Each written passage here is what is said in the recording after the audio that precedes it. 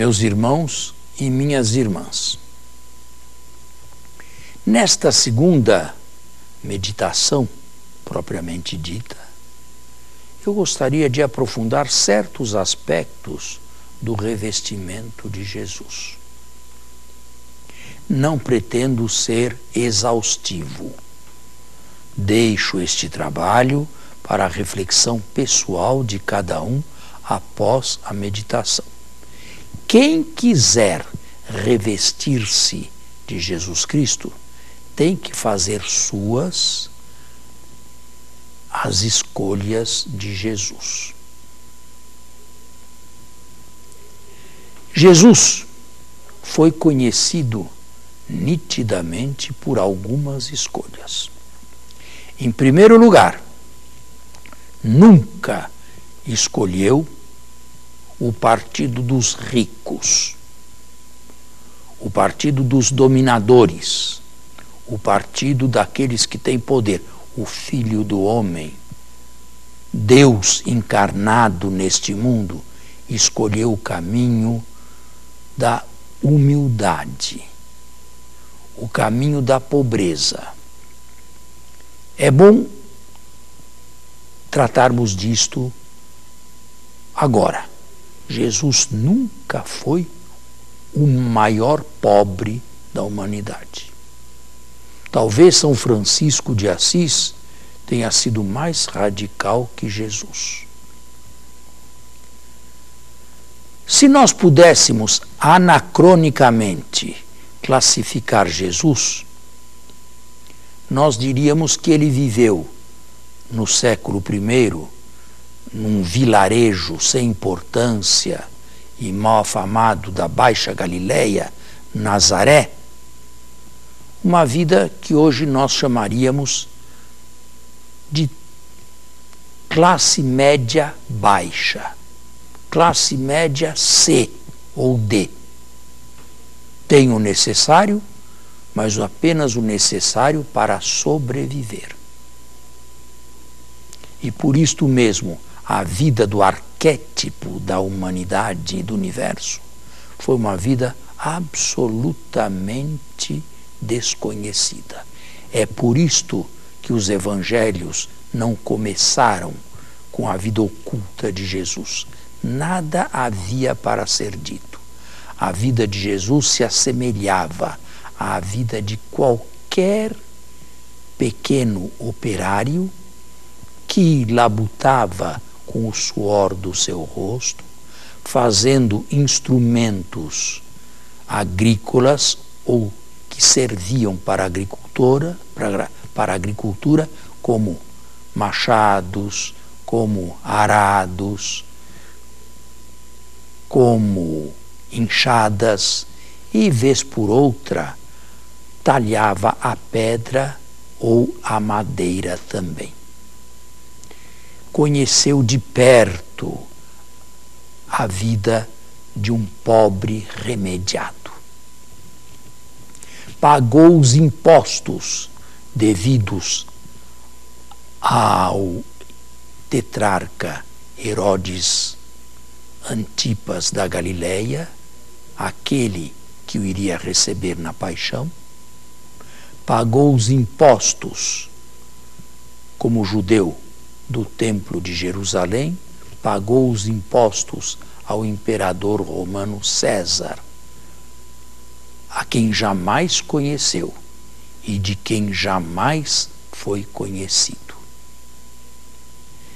É tão verdade isto que, quando se iniciou a vida pública e Jesus certa vez tornou a Nazaré sua cidade de origem, os nazaretanos se admiravam ou se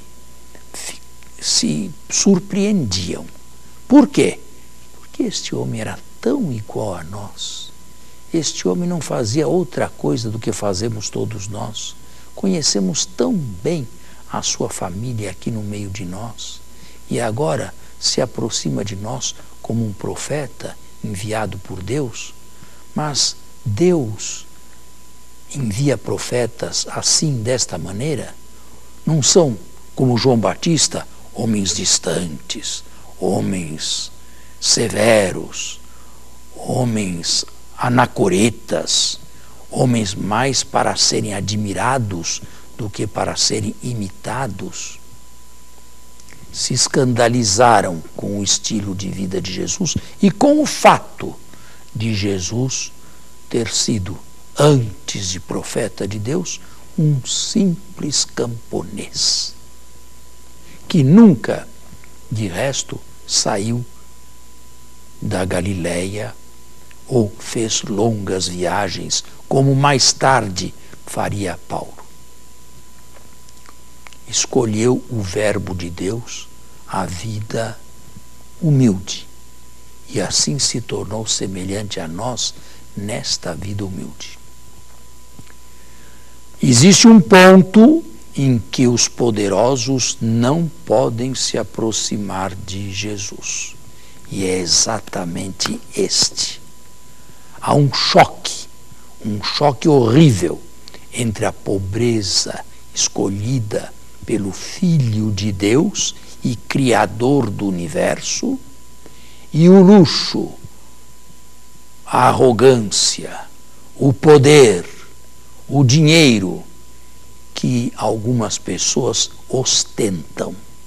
E as mais das vezes, não sejamos ingênuos, de maneira não justa, não correta, desonesta. A igreja sempre acolheu como um tesouro esta escolha de Jesus. Tanto assim que a propõe para aqueles que querem ser radicais no batismo, através do chamado voto de pobreza dos religiosos e das religiosas. Na verdade, existem dois tipos de pobreza. Existe, em primeiro lugar, uma pobreza maldita, que não dá glória a Deus e não dignifica a vida do ser humano aqui na Terra.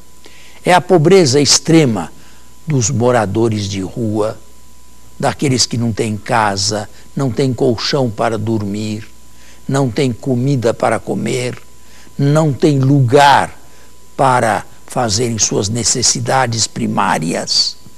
Esta pobreza não dignifica, esta pobreza não é bendita, esta pobreza não é evangélica. E a igreja corre, e sempre o fez, de uma maneira ou de outra, em socorro das pessoas que padecem desta injúria, deste pecado social. Mas ao lado de uma pobreza injusta e que não se aproxima de Jesus, existe uma pobreza escolhida, a daqueles que fizeram este voto, ou de todos aqueles que, mesmo sem votos, sabem aquilatar os bens deste mundo, sabem conviver com os bens deste mundo, distinguindo bem, e isto é graça de Deus. Eu já disse na meditação precedente, o necessário do desnecessário, o razoável da extravagância.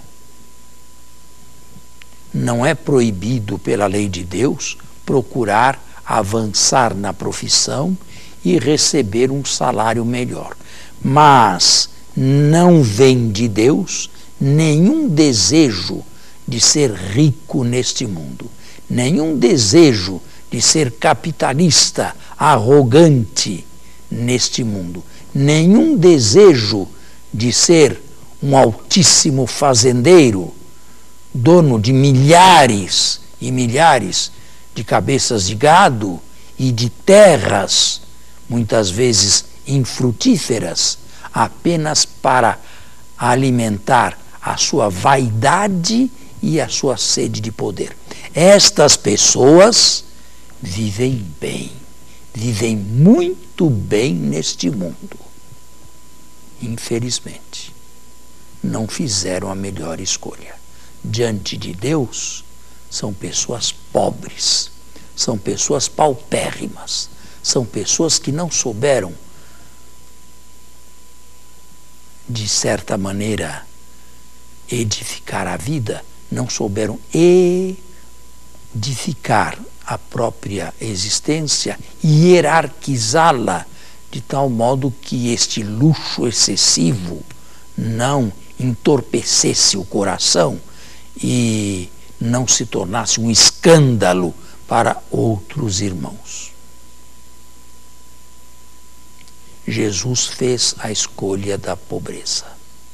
E a igreja a faz. E insiste com todos que tenham bom senso. Mas isto aqui não é quantificável matematicamente falando. Isto aqui é fruto de oração. E de oração despojada nas mãos de Deus. Até onde eu posso ter? Até onde vai o que Deus me permite? Até onde, ou melhor, a partir de onde começa o meu luxo extravagante, o meu desnecessário e, sobretudo, aquilo que afasta de Deus o meu coração. Além da escolha da pobreza, que foi uma escolha de bom senso do Filho de Deus, não pobre mendigo, mas certamente conhecedor daquilo que nós chamamos a sobrevivência e nada mais, Jesus escolheu também uma vida de obediência. É fácil dizer, eu quero obedecer. Por quê? Porque eu conheço os 10 mandamentos, eu procuro segui-los e Deus não me exige mais nada. Assim falam os medíocres, assim falam aqueles que não rezam, assim falam aqueles que não têm contato íntimo e prolongado com Deus. Não são nem a derrota do time e nem o seu brilho pessoal. São medíocres. Jesus foi além dos 10 mandamentos. Jesus passava noites em oração consultando certamente Deus a saber o que ele, o Filho, devia realizar nesta terra. Um exemplo apenas. Jesus tinha obrigação de ir a Jerusalém, onde ele sabia que lá se concentravam os seus arqui-inimigos, o alto clero, os sumos sacerdotes. Jesus não podia continuar na Galileia pregando o Evangelho de maneira mais livre, onde havia menor censura. Por que esta ânsia de Jesus em ir a Jerusalém? Para entregar-se nas mãos dos seus inimigos? Porque escolheu verdadeiramente a cruz e a crucifixão? Não é bem assim. Jesus era um ser humano como nós e padeceu a agonia e a antecipação dos sofrimentos que o esperavam. Jesus foi a Jerusalém porque compreendeu na oração que a vontade de Deus, a ele pessoalmente dirigida, era que fosse pregar a boa nova também na capital, e não apenas na periferia, não apenas no interior, também na capital, também onde se concentravam os seus inimigos mais cruéis. E isto sem olhar para as consequências. E isto acontecesse o que acontecesse. Obedeceu, foi, subiu a Jerusalém, pregou em Jerusalém, teve contatos em Jerusalém, aumentou-se o número dos que o odiavam, dos que o detestavam, desprezavam e queriam desfazer-se dele. E por causa de tudo isto, criou as circunstâncias que anteciparam a sua morte, terrível, horrenda, como todos nós procuramos compreender. São as escolhas de Jesus. Eu quis centralizar-me nesta meditação, nestas duas escolhas. E quis centralizar-me nestas duas escolhas por motivos bem claros e transparentes. Primeiro, porque a ganância, o dinheiro a mais, o acúmulo de bens neste mundo é um vírus que ataca a todos. Uns conseguem e outros não. Não é uma bênção de Deus. Pelo contrário, é um verdadeiro perigo, porque distorna o meu coração do principal, que é Deus, e o leva para as coisas passageiras deste mundo. E quando eu morrer, para quem ficará tudo isto?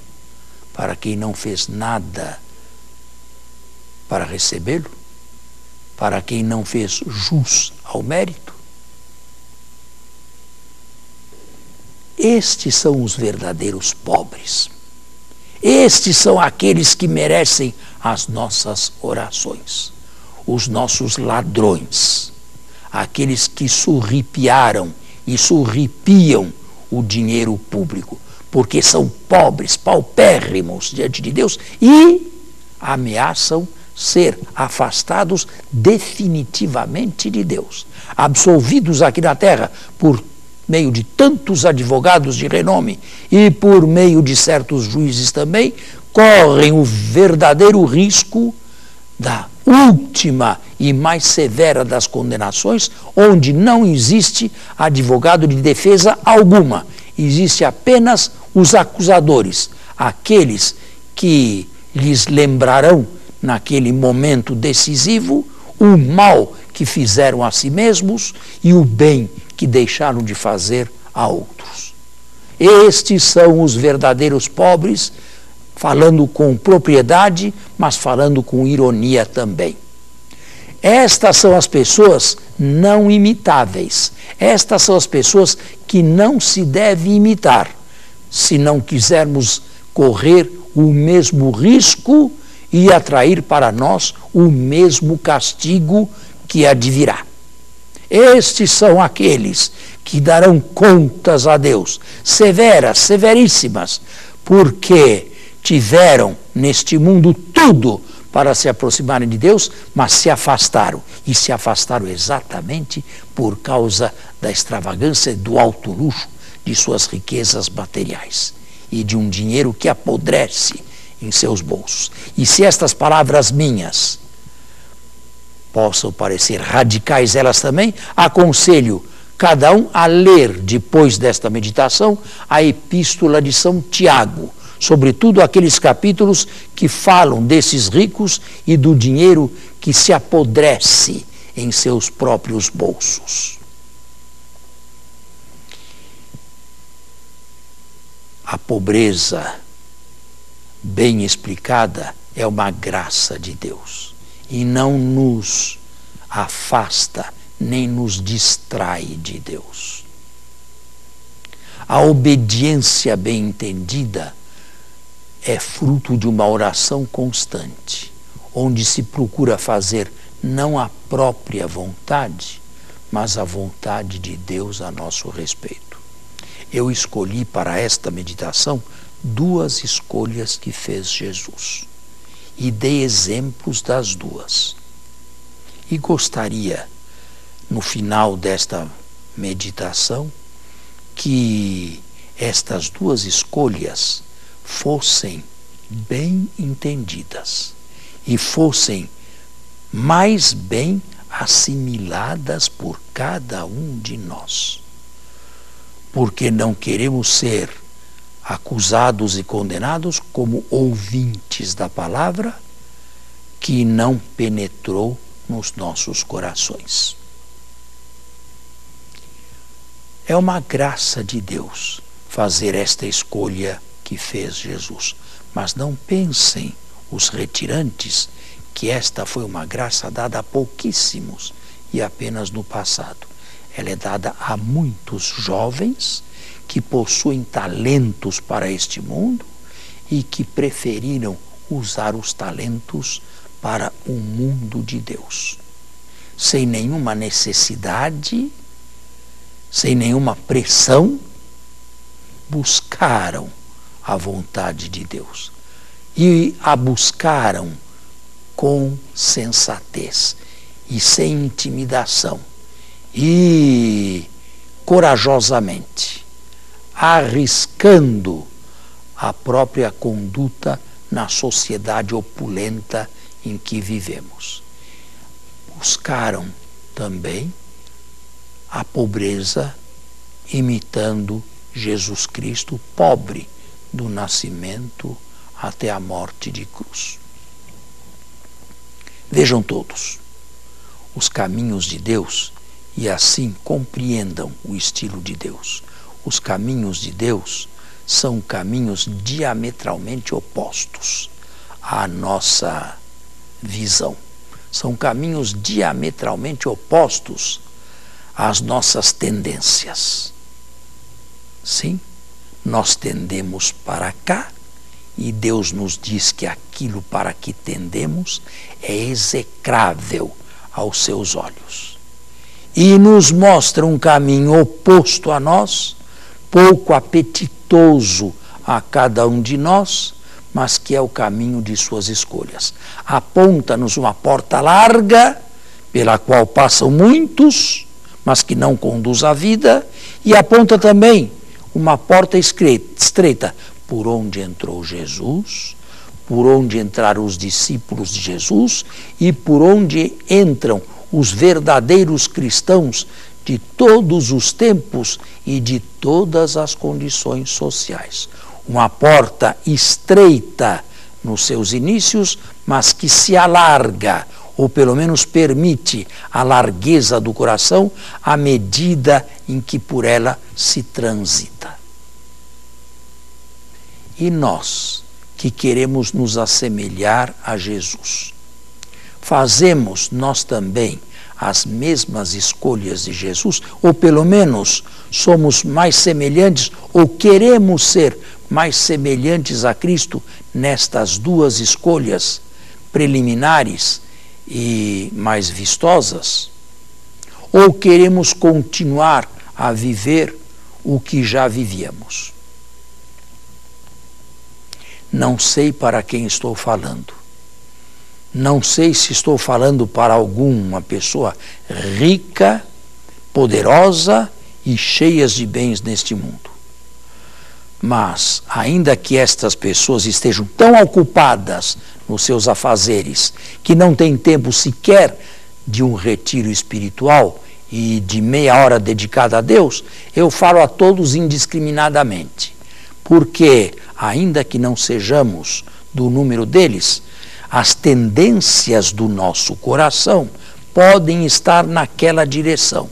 E então é o caso de pedir a Jesus Cristo, ao Espírito Santo, que nos conduz neste retiro afora para nos revestir de Cristo, que nos conceda, por graça de Deus, a capacidade de assimilarmos e tornar bem próximas de nós, esculpidas no nosso rosto, estas duas características mais marcantes que definiram a vida e a morte do nosso Salvador Jesus. Entreguem-se à oração, agora que a meditação terminou. Reflitam se estas duas escolhas de Jesus, de alguma maneira, brilham ou estão presentes na própria vida.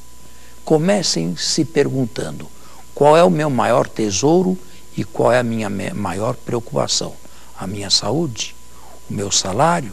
O meu poder? O meu dinheiro? Ou Jesus Cristo?